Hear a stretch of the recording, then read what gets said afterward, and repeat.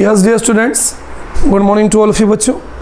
बच्चों आज के इस सेगमेंट्स में we will study about the effects of oxidation in everyday life.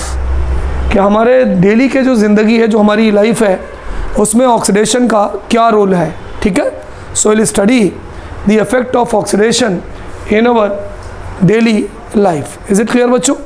तो जो हमारा टॉपिक है आज का, जिसे हम पढ़ेंगे, वो है effect of oxidation, effect of oxidation in our everyday life, in our effect of oxidation in our everyday life. ठीक, अब हमारे डेली की ज़िंदगी में जो ऑक्सीडेशन के इफेक्ट है वो दो हैं, जो बहुत ही सिंपल है बच्चों। जिसमें से जो पहला इफेक्ट हमारा है that is called as corrosion. ठीक है, हम उसको क्या बोलते हैं? कोरोजन बोलते हैं। यानी आपने सुना होगा रस्टिंग ऑफ आयरन, जिसमें लोहा है या कोई मेटल है जिसके ऊपर पानी और हवा से रिएक्शन हो तो उसके ऊपर जंग लग जाता है, उसे हम बोलते हैं कोरोजन। तो एक इफेक्ट है इसका कोरोजन, और जो हमारा दूसरा इफेक्ट है उसको हम बोलते हैं रैनसिडिटी। उस इफेक्ट को क्या बोलते हैं बच्चों? उसे हम बोलते हैं रैनसिडिटी। तो अगर ऑक्सीडेशन का हमारे एवरीडे लाइफ में कोई इफेक्ट होता है तो वो दो इफेक्ट होता है। पहला होता है कोरोजन, CORROSION कोरोजन, और दूसरा होता है रैनसिडिटी। नोट कर लीजिए, कभी कभी हमसे पूछते हैं what is the effect of oxidation reactions in our everyday life. तो हमारे एवरीडे लाइफ में, दैनिक जीवन में, इसके दो इफेक्ट होते हैं बच्चों। एक कोरोजन होता है और दूसरा होता है रैनसिडिटी। चलिए आगे बढ़ते हैं जी। हमारा अगला क्वेश्चन है बच्चों कि सर कोरोजन क्या होता है? What do you mean by corrosion? ठीक है, हमारा क्वेश्चन है कि सर यहाँ पर जो कोरोजन है, what do you mean by corrosion? हम कोरोजन किसे कहते हैं? देखिए क्या होता है कि the process in which metal is destroyed by the it's oxidation with oxygen in the presence of moisture और केमिकल सच एज एसिड। कोई ऐसी प्रोसेस जिसमें बच्चों जो हमारा जो मेटल है, मेटल कोई भी हो सकता है कोरोजन में। कोरोजन में मेटल आयरन भी हो सकता है, कोरोजन में मेटल कॉपर भी हो सकता है, कोरोजन में मेटल सिल्वर भी हो सकता है। तो बच्चों कोरोजन में कोई भी मेटल हो सकता है। ठीक है, तो कोई भी वो प्रोसेस जिसमें जब मेटल का हवा के द्वारा ऑक्सीडेशन होता है, मॉइस्चर की प्रेजेंस में या एसिड की प्रेजेंस में, तो हम बोलते हैं उससे कोरोजन। तो हम यहाँ पर इसकी प्रोसेस क्या लिख सकते हैं बच्चों? बहुत सिंपल सी डेफिनेशन है। द प्रोसेस इन विच, बहुत ध्यान से देखिएगा, सिंपल सी डेफिनेशन है बच्चों। The process in which metals are destroyed, the process in which metals are destroyed मतलब खत्म हो जाते हैं, बाय इट्स ऑक्सीडेशन, है ना, इसका ऑक्सीडेशन हो रहा है। Metals are destroyed by its oxidation with oxygen. भाई आपको ऑक्सीजन कहाँ से मिलती है? एयर से मिलती है। तो ब्रैकेट में हम लिख सकते हैं बाय ऑक्सीजन ऑफ एयर, है ना, are destroyed by its oxidation with oxygen of air in the presence of moisture. नमी भी जरूरी है। In the presence of moisture, वहाँ पर बच्चों हमें नमी भी इसकी ज़रूरी है। और केमिकल, अगर मॉइस्चर नहीं है तो केमिकल भी हो सकता है। केमिकल क्या हो सकता है? सच एज एसिड। केमिकल बच्चों कोई भी एसिड हो सकता है। Is called as corrosion. उस प्रोसेस को हम क्या बोलते हैं बच्चों? Is called as corrosion. समझ गए? बहुत मज़ेदार चीज़ है बच्चों। फिर से देखिए, the process in which metals are destroyed, खत्म हो जाते हैं, डिस्ट्रॉय हो जाते हैं। कैसे? By its oxidation with oxygen. देखिए यहाँ पे एप्लीकेशन आ गई, इफेक्ट आ गया ऑक्सीजन का। Bye its oxidation with oxygen of air. Oxygen कहाँ से मिलती है? हवा से मिलती है। किसकी प्रेजेंस में? इन द प्रेजेंस ऑफ मॉइस्चर, नमी। अगर मॉइस्चर नहीं है तो कोई केमिकल हो जाएगा such as an acid, is called as corrosion. Clear हो गया बच्चों? अब एक बात याद रखिए कि ये कोरोजन अलग अलग मेटल का हो सकता है। कोरोजन कॉपर का भी हो सकता है। कॉपर समझते हैं? तांबा। हमें कौन सा कलर मिलता है? Green colour. भाई अगर तांबा है, तांबे के अंदर अगर उसका ऑक्सीडेशन हो रहा है और मॉइस्चर है तो वहाँ पर जो तांबे का कलर है वो ब्राउन से ग्रीन हो जाता है। कोरोजन हमारा चांदी पर भी होता है, सिल्वर पर भी होता है। सिल्वर सल्फाइड मैं आपको आगे पढ़ाऊंगा, वहाँ पर जो चांदी है उसका कलर काला हो जाता है, ब्लैक कलर हो जाता है कोरोजन से। लेकिन हमारे दिमाग में जो नॉर्मल कोरोजन होता है बच्चों, वो सिर्फ मेटल का होता है, आयरन मेटल का होता है, लोहे का होता है, जो नॉर्मली हम लोग ध्यान रखते हैं। लोहे को जब हम पानी में डालते हैं और उसका ऑक्सीडेशन होता है तो लोहे के ऊपर बच्चों एक ब्राउन कलर की लेयर बन जाती है। कोरोजन के कारण लोहे के ऊपर एक ब्राउन कलर की लेयर बन जाती है, उसे हम बोलते हैं रस्टिंग। क्या बोलते हैं? रस्टिंग। तो एक बात ध्यान रखना कि if corrosion takes place in an iron metal then it is called as rusting. तो यहां मैं लिख दे रहा हूं, बहुत ध्यान रखना। The corrosion of iron metal, the corrosion of iron metal, iron मतलब लोहा है जो है, iron metal is called rusting, is called as, क्या कहलाता है बच्चों? इज कॉल्ड एज रस्टिंग, है ना। देखिए कोरोजन सब में हो सकता है, कोरोजन तांबे में हो सकता है, कोरोजन चांदी या सिल्वर में हो सकता है, ठीक है। लेकिन अगर वही कोरोजन बच्चों आयरन में हो रहा है then this process is called as rusting. Is it clear? अब बच्चों कोरोजन की एक रिएक्शन भी है जिसे मैं आपको लिखकर बताता हूं। This is an reaction of rusting, है ना। बहुत ध्यान से देखिएगा, मैंने एक रिएक्शन लिखा 4Fe, है ना, 4Fe plus 3O2 plus 2.XH2, है ना। अगर कोई आपसे पूछे कि भाई लोहे पर जो जंग लगता है, जो रस्टिंग होती है, उसकी रिएक्शन क्या है, तो हम ये लिख सकते हैं 4Fe plus 3O2 plus 2XH2O will give us Fe2O3.XH2O। Balance करने के लिए हम इसमें 2 लगा देंगे। देखिए बैलेंस है, आयरन कितना 4 है, यहाँ आयरन देखिए 2 2 ज़ा 4, ऑक्सीजन देखिए 3 2 ज़ा 6 है, यहाँ पर ऑक्सीजन देखिए 3 2 ज़ा 6, 3 2 से मल्टीप्लाई किया, 2XH2O है, XH2O में 2 का मल्टीप्लाई हो जाएगा तो 2XH2O हो जाएगा। ये जो कंपाउंड है बच्चों Fe2O3.XH2O, इसको हम बोलते हैं हाइड्रेटेड फेरिक ऑक्साइड। इस कंपाउंड को हम बोलते हैं बच्चों hydrated ferric oxide. Ferric oxide क्या बोलते हैं बच्चों हम इसको? Hydrated ferric oxide. आप इसको अगर हाइड्रेटेड फेरिक ऑक्साइड ना लिखो तो आप इसका एक और नाम दे सकते हो, hydrated iron oxide. Hydrated iron oxide, दोनों सही है। If anyone asks to you, अगर कोई आपसे पूछे कि भाई रस्ट का क्या फार्मूला है, ये फार्मूला किसका होता है बच्चों? This is the formula of rust on iron metal. अगर हम रस्ट की बात करेंगे तो हम केवल लोहे की बात करेंगे, लेकिन अगर हम कोरोजन की बात करेंगे तो हम कॉपर की भी बात कर सकते हैं, हम सिल्वर की भी बात कर सकते हैं। Clear? But if corrosion takes place in on an iron metal then it is called as rusting. तो अगर कोई आपसे पूछे कि भाई अगर लोहा है हमारे पास और लोहे के अंदर रस्ट यानी जंग कैसे लगता है, तो आप आयरन लिखेंगे, आयरन के बाद आप ऑक्सीजन लिखेंगे जो हमें एयर से मिलेगी, उसके बाद मॉइस्चर के लिए आप वाटर लिखेंगे और आपकी जो रिएक्शन होगी उसके फार्मूला होगा Fe2O3.XH2O, जिसे हम बोलेंगे रस्ट।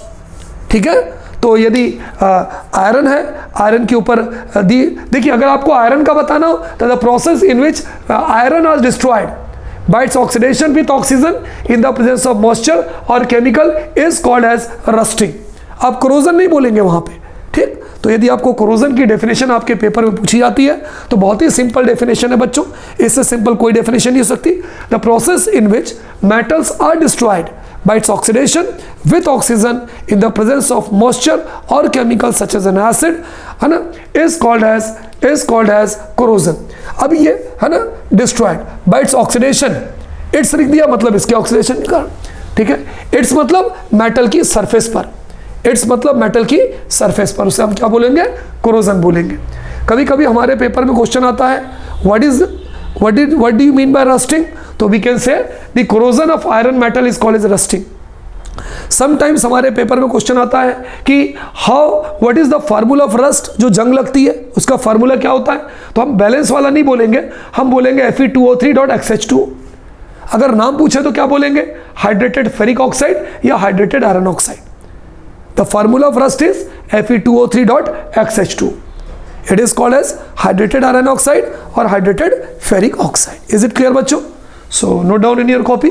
बच्चों समटाइम्स हमसे ये पूछा जाता है कि रस्टिंग ऑब्जेक्टिव MCQ में rusting belongs to which type of reaction, rusting of iron belongs to which type of reaction. हमारा जो क्वेश्चन है हमारे पेपर में आता है कि रस्टिंग ऑफ आयरन, जो लोहे पे जंग लगता है, belongs to which type of reaction, which type of reaction. अगर लोहे पे जंग लगता है, तो कोरोजन की बात नहीं कर रहा मैं, रस्टिंग की बात कर रहा हूँ जो लोहे पर लगती है। हमारा जो ऑप्शन है बच्चों, पहला ऑप्शन अगर वो हमसे पूछे कि भाई ये ऑक्सीडेशन है क्या, दूसरा ऑप्शन हमसे पूछे कि ये रिडक्शन है क्या, है ना, मैं आपको पढ़ा चुका हूँ कि what is oxidation, what is reduction. तीसरा ऑप्शन हमसे ये पूछ रहे हैं कि ये दोनों रिएक्शन है क्या, रिडॉक्स रिएक्शन, मैंने आपको पढ़ाया था कि in which both oxidation and reduction takes place. और चौथा ऑप्शन ये बोलेंगे नन, इनमें से कोई नहीं है। बताइए, सोचिए, बताइए कि rusting of iron belongs to which type of reaction. क्या ये ऑक्सीडेशन है, क्या ये रिडक्शन है, क्या ये रिडॉक्स है, या कोई नहीं है? तो बच्चों it's correct option will be redox reaction. यहाँ पर ऑक्सीडेशन भी होता है, यहाँ पर रिडक्शन भी होता है। तो we can say rusting of iron is a redox reaction. Is it clear बच्चों? चलिए अब हम आगे पढ़ने जा रहे हैं बच्चों कि how rusting of iron can be prevented, कि किस तरह से अगर लोहा है, लोहे के ऊपर जंग लग रहा है, तो हम इसे किस तरह से प्रिवेंट कर सकते हैं या हम इसे रोक सकते हैं। तो हमारा क्वेश्चन है बच्चों, how rusting of iron can be prevented, rusting of iron can be prevented. बताइए भाई, सोचकर बताइए, प्रिवेंटेड हम किस तरह से लोहे के ऊपर जो जंग लगता है उसको हम प्रिवेंट कर सकते हैं। बताइए आंसर। हाँ भाई बताइए। By coating of paint over an iron article, by coating a layer of paint, a layer of paint on an iron article, on an iron article। भाई जो लोहे का जो आर्टिकल है उसके ऊपर हम पेंट कर सकते हैं, पेंट कर सकते हैं, है ना, आयरन ऑक्साइड का हम पेंट कर सकते हैं उसके ऊपर, जिससे कि उसके ऊपर जंग नहीं लगेगा। नंबर 2, सेकेंड क्या कर सकते हैं, by the process of galvanisation. सबसे इंपॉर्टेंट प्रोसेस है बच्चों, by the process of galvanisation, by the process of galvanisation. ये बहुत इंपॉर्टेंट प्रोसेस है बच्चों, ये हमारे पेपर में पूछा आता है। अब यहाँ पर ये क्वेश्चन है कि तिवारी सर ये गैल्वेनाइजेशन प्रोसेस क्या होती है? बच्चों the process in which coating of zinc is done on an iron object. हम क्या करते हैं, अगर जैसे लोहे का ऑब्जेक्ट है तो इस लोहे के ऑब्जेक्ट के ऊपर हम क्या करते हैं, पूरा का पूरा जिंक की कोटिंग कर देते हैं, जिंक मेटल की कोटिंग कर देते हैं। इससे क्या होता है कि जो लोहे का जो ऑब्जेक्ट है वो ऑक्सीजन और मॉइस्चर के संपर्क में नहीं आता है। तो दूसरा है by the process of galvanisation. अगर कोई आपसे पूछे कि क्या होता है भाई गैल्वेनाइजेशन, तो हम ये कह सकते हैं कि the process in which coating of zinc metal, coating of कौन सा मेटल बच्चों, जिंक का फॉर्मूला क्या होता है, Zn। Coating of zinc metal is done किसके ऊपर भाई, ओवर आयरन आर्टिकल। तो बच्चों the process in which coating of zinc metal is done over iron article to prevent the process of rusting, जिससे कि जो रस्टिंग की प्रोसेस है वो रुक जाए, उसे हम क्या बोलते हैं बच्चों, इज कॉल्ड गैल्वेनाइजेशन। तो कोई अगर आपसे पूछे कि भाई किस तरह से आप रस्टिंग को रोक सकते हो, hi rusting of iron can be prevented, तो you can say that by coating a layer of paint on an iron article. लोहे के ऊपर हम कोई भी एक पेंट की लेयर कर देंगे ताकि वो ऑक्सीजन और मॉइस्चर के संपर्क में नहीं आएगी, तो उसकी रस्टिंग नहीं होगी, कोरोजन नहीं होगा। और by the process of galvanisation, galvanisation क्या होता है कि जो मेटल होता है उसके ऊपर हम एक जिंक मेटल की लेयर चढ़ा देते हैं, जिंक मेटल की लेयर चढ़ा देते हैं, जिसके कारण वो ऑक्सीजन और मॉइस्चर के संपर्क में नहीं आ पाता है और उसकी रस्टिंग नहीं होती है। तो the process in which coating of zinc metal is done over iron article to prevent the process of rusting is called galvanisation. Is it clear बच्चों? तो हमने ये देखा यहाँ पर कि कोरोजन क्या होता है, फिर हमने ये देखा रस्टिंग क्या होता है। अगर कोरोजन केवल आयरन मेटल पर हो तो हम उसे रस्टिंग कहते हैं, और फिर ये देखा कि how rusting of an iron can be prevented. तो इसमें हमने देखा कि उसके ऊपर पेंट की लेयर चढ़ा के या गैल्वेनाइजेशन करके। चलिए अब हम बच्चों ऑक्सीडेशन का दूसरा इफेक्ट देखते हैं जो बहुत इंपॉर्टेंट है, second effect of oxidation in our everyday life. हमारे दैनिक जीवन में ऑक्सीडेशन का जो दूसरा इफेक्ट होता है वो बहुत इंपॉर्टेंट है बच्चों, उसे हम बोलते हैं रैनसिडिटी। क्या बोलते हैं बच्चों? उसे हम बोलते हैं रैनसिडिटी, RANCIDITY।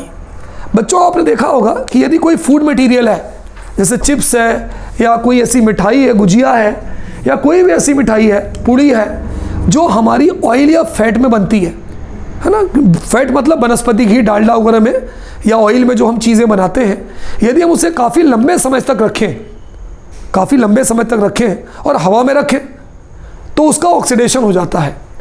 ऑक्सीडेशन होने के कारण क्या होता है बच्चों? उसका जो स्मेल है वो खराब हो जाती है, अनप्लीजेंट स्मेल। अनप्लीजेंट मतलब अच्छी न लगने वाली स्मेल, अनप्लीजेंट स्मेल आ जाती है, और उसका जो टेस्ट है अगर हम उसे खाएं तो जो उसका टेस्ट है वो भी खराब हो जाता है। इस प्रोसेस को हम क्या बोलते हैं? रैनसिडिटी। फिर से समझिए, वो प्रोसेस जिसमें अगर कोई फूड मटेरियल है जो तेल में या फैट में बना है, उसका ऑक्सीडेशन हो जाता है, जिसके कारण उसकी स्मेल खराब हो जाती है, उसका टेस्ट खराब हो जाता है, उस प्रोसेस को हम क्या बोलते हैं? Rancidity. The process is called as rancidity. ठीक है? सो द कंडीशन प्रोड्यूस्ड, तो हम रैनसिडिटी की डेफिनेशन लिख सकते हैं कि the process in which, simple word में मैं आपको लिखवा रहा हूं, वो प्रोसेस जिसमें the process in which due to oxidation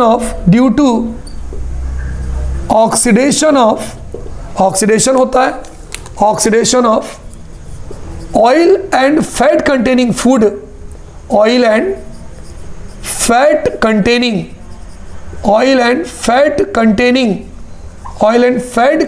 food, है ना। The process in which due to oxidation of oil and fat containing food, its smell मतलब इसकी जो सुगंध है जो आती है, इट्स स्मेल एंड टेस्ट, उसका टेस्ट बिकम्स अनप्लीजेंट मतलब जो अच्छा नहीं लगता, becomes unpleasant is called as rancidity। उसे हम क्या बोलते हैं बच्चों? उसे हम बोलते हैं, यहाँ मैं लिख देता हूँ, हो सकता है आपको दिखाई ना दे, is called as rancidity। बहुत सिंपल लैंग्वेज में लिखा है बच्चों हमने।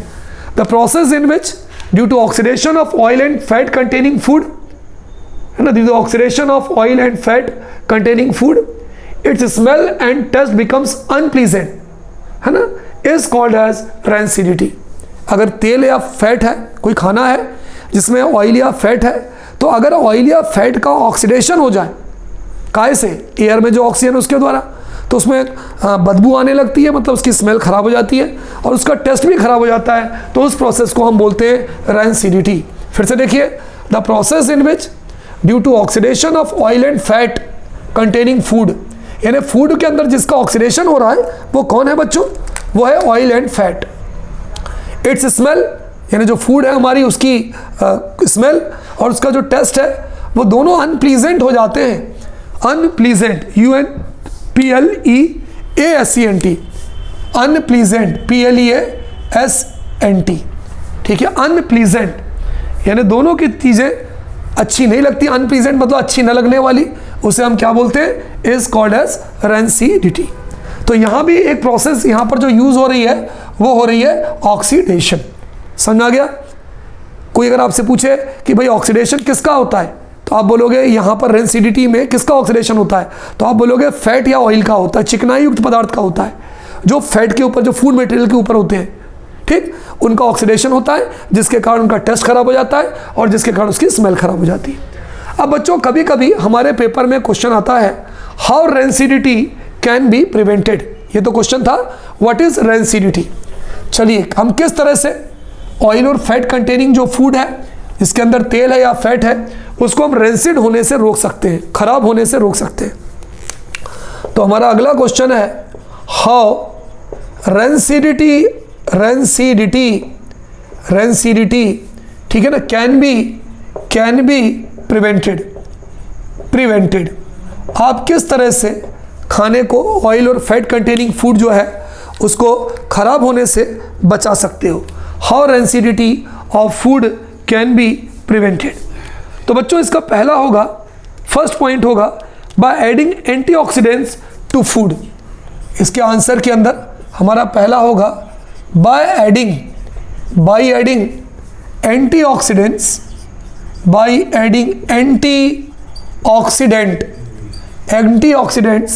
to oil and fat containing food, by adding antioxidant to oil and fat containing food। ये फर्स्ट पॉइंट होगा। भाई हमारा जो भी खाना है उसके अंदर हम क्या मिला दें, एंटीऑक्सीडेंट मिला दें।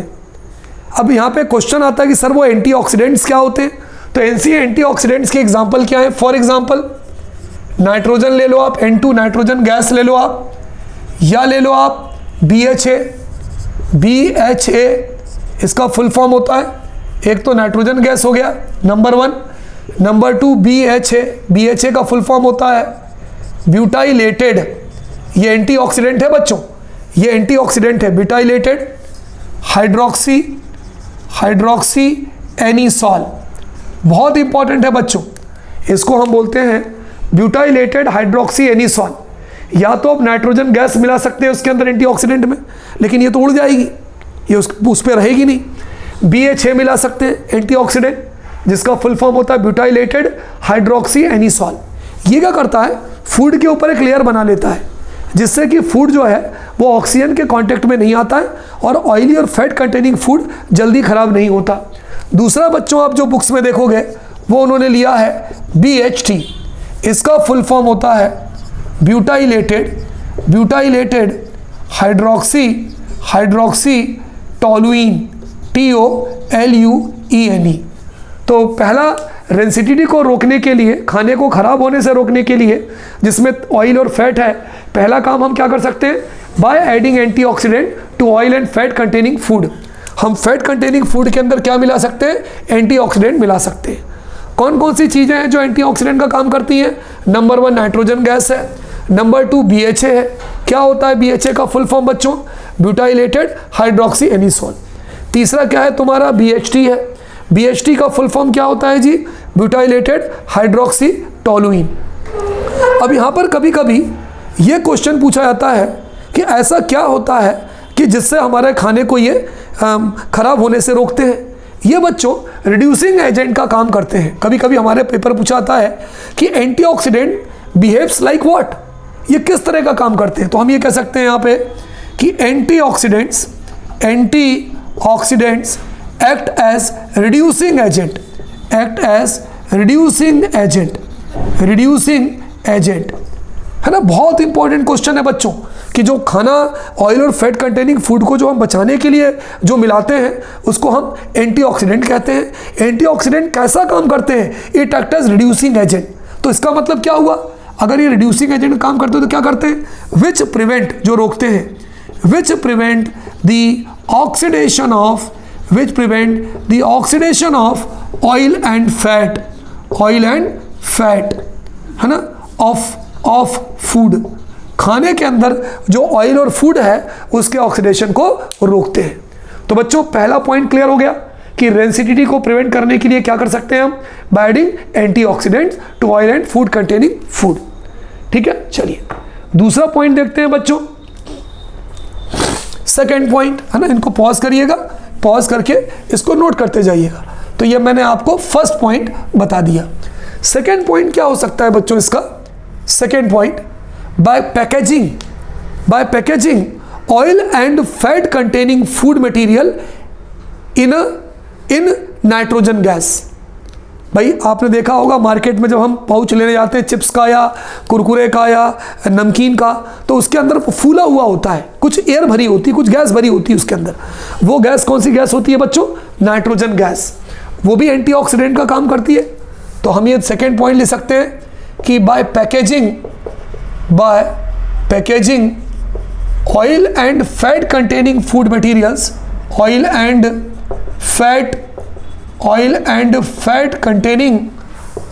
Fat containing food materials in nitrogen gas, है ना? किसमें बेटा? In nitrogen gas. आपको मालूम है नाइट्रोजन गैस जो है बच्चों अनरिएक्टिव होती है, ये किसी चीज से रिएक्ट नहीं करती है, एक तरह से एंटीऑक्सीडेंट ही होती है। तो जब उस पाउच के अंदर नाइट्रोजन गैस भरी होगी तो वो नाइट्रोजन गैस के कारण वो ऑक्सीजन के कांटेक्ट में नहीं आ पाएगा और उसका वो रेंसिडिटी नहीं हो पाएगी। तो पहला पॉइंट तो मैंने बताया था उसके अंदर एंटीऑक्सीडेंट मिला दें। दूसरा पॉइंट बताया था by packaging oil and food containing food materials in nitrogen gas. क्यों? क्योंकि नाइट्रोजन गैस अनरिएक्टिव होती है और वो ऑक्सीजन को उस ऑयल और फैट के कांटेक्ट में नहीं आने देती है। चलिए भाई तीसरा पॉइंट देखें हम। What will be the third point for its prevention, है ना? It can be prevented by keeping oil and fat containing food material in refrigerator. Refrigerator समझते हैं? फ्रीज। अगर हम तेल वाले को या फैट वाले खाने को अगर हम रेफ्रिजरेटर में रखेंगे तो रेफ्रिजरेटर क्या होता है बच्चों? ठंडा होता है। ठंडा होने के कारण इसका ऑक्सीडेशन की ऑयल ऑक्सीजन के कांटेक्ट में आने की जो रेट है वो बहुत कम हो जाती है और इसका ऑक्सीडेशन बहुत स्लो हो जाता है। तो तीसरा हम ये कह सकते हैं कि bye keeping oil and fat containing material, by keeping oil and fat containing food in refrigerator, है ना? किस में रख दें बच्चों?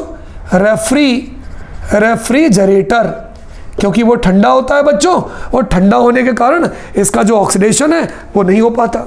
चलिए फोर्थ पॉइंट बताइए भाई क्या कर सकते हैं? By keeping oil and fat containing food away from sunlight. वही वाली बात हो गई कि अगर धूप में आप रखोगे तो धूप में क्या होता है? उसका रेट ऑफ ऑक्सीडेशन बढ़ जाएगा। आपने पढ़ा होगा बच्चों कि जैसे जैसे टेम्परेचर बढ़ता है वैसे वैसे रेट ऑफ रिएक्शन बढ़ जाती है।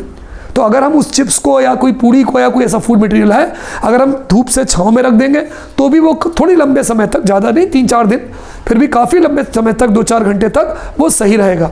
तो हम लिख सकते हैं by keeping oil and fat containing food material, oil and fat containing food away from sunlight.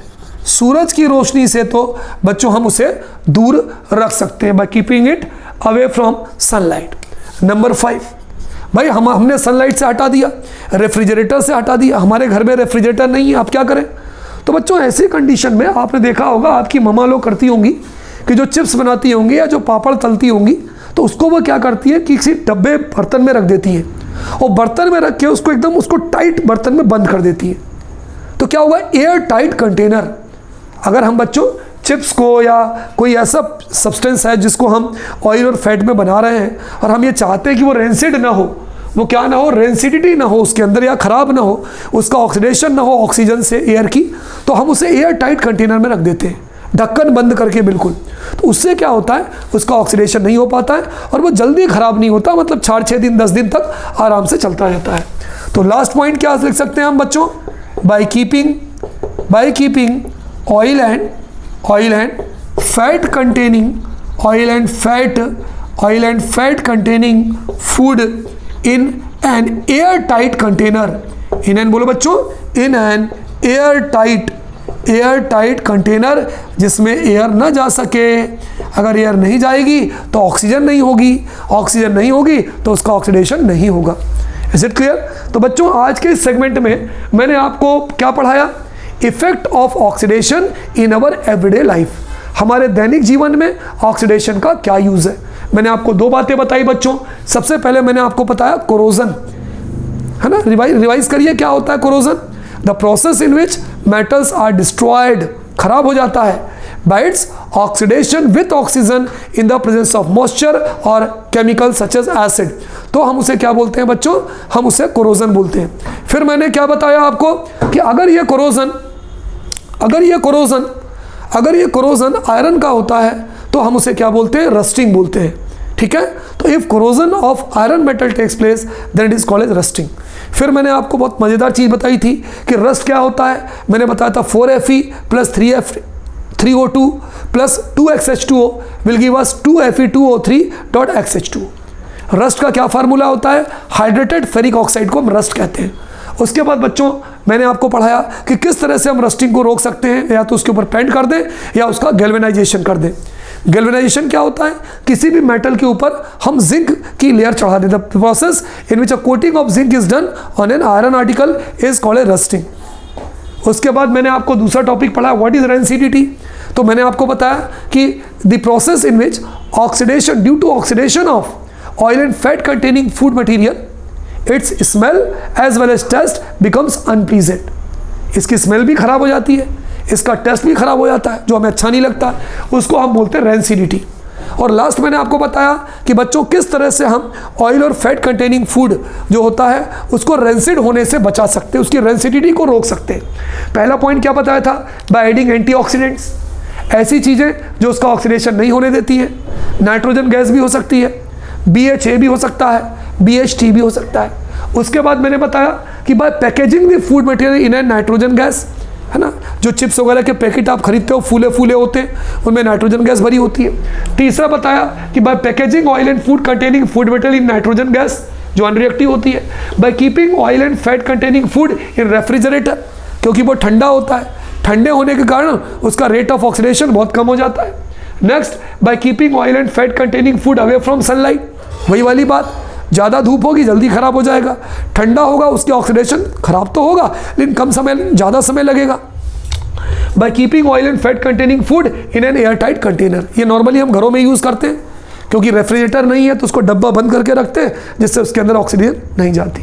बच्चों हमारा अगला जो सेगमेंट है that is going to be very much important, very very important, because we are going to discuss questions answers in that segment. तो बच्चों वो हमारा segment जो होगा that is going to be very important, because will discuss the question answer as well as MCQs, that is multiple choice question. Okay students, good day to all of you बच्चों।